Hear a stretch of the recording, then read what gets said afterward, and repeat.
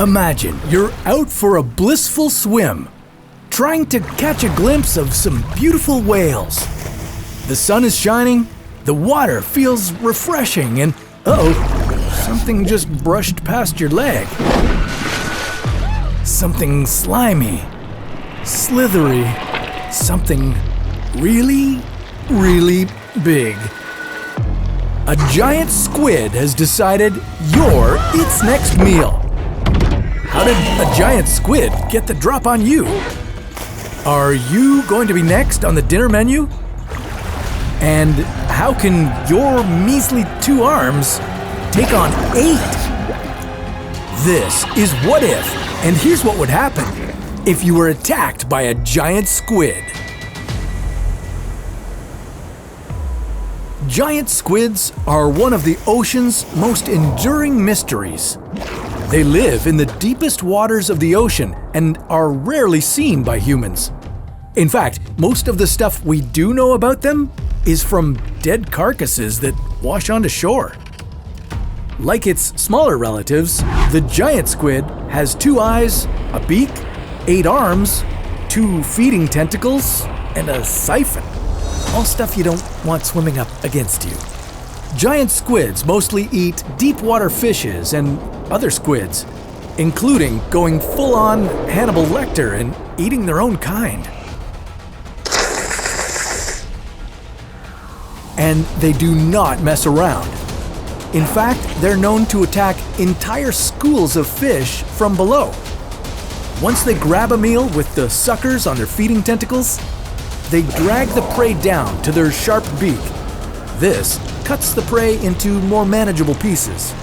And as if you weren't already too scared to ever go swimming again, they start doing even more damage. The giant squid then uses its radula, which is like a tongue covered with teeth. This slices and dices the prey up into even tinier bite-sized pieces. Dinner is served. Maybe you should get out of the water. Like right now. If you're unlucky enough to be hunted by a giant squid, I've got some bad news for you. The giant squid's sheer size, strength, speed, and hunting abilities would make it extremely difficult to escape. The first stealthy move it would make is attacking you from below. Ooh, horrifying, right? Well, it gets worse. The giant squid probably isn't going to devour you right then and there. It's going to drag you into deep water where it feels safe from its own predators.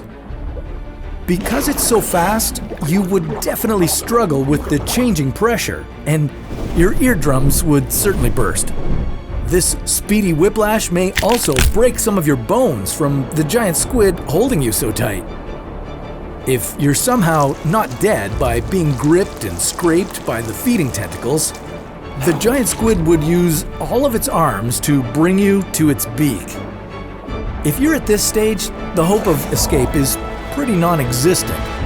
The giant squid is using all of its strength to pull you in for dinner. And I know it's a bad time to say this, but it won't be a quick death. You see, giant squids have a bit of a gag reflex problem, so they're going to eat you nice and slow. This is it. You close your eyes and prepare to be squid food. Wait, what's that sound? Ah yeah, your buddy, the sperm whale, has come to the rescue. Now, giant squids don't have much in the way of predators, but sperm whales? Yeah, they stay away from those guys. Researchers have found giant squid beaks in the stomachs of sperm whales and battle wounds from giant suckers on their bodies. This means that your new best friend has a taste for super-sized calamari. The giant squid isn't going down without a fight though, and will go toe-to-toe with the sperm whale. Now, I know it would be super cool to watch, but I think you're forgetting something.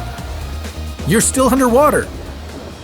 If by some miracle you make it back to land in one piece, you're gonna have quite the story to tell. It's a shame no one will ever believe you. This is because giant squid sightings, let alone attacks, are so rare. We still have so much to learn about them.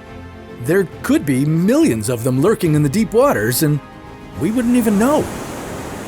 And well beyond them, there could be tons of other creatures lurking in unexplored parts of the ocean. The good news is, it can't get any worse than a giant squid, right? Oh geez, I really gotta stop jinxing myself. What if the Kraken was real? Well, that's a story for another What If.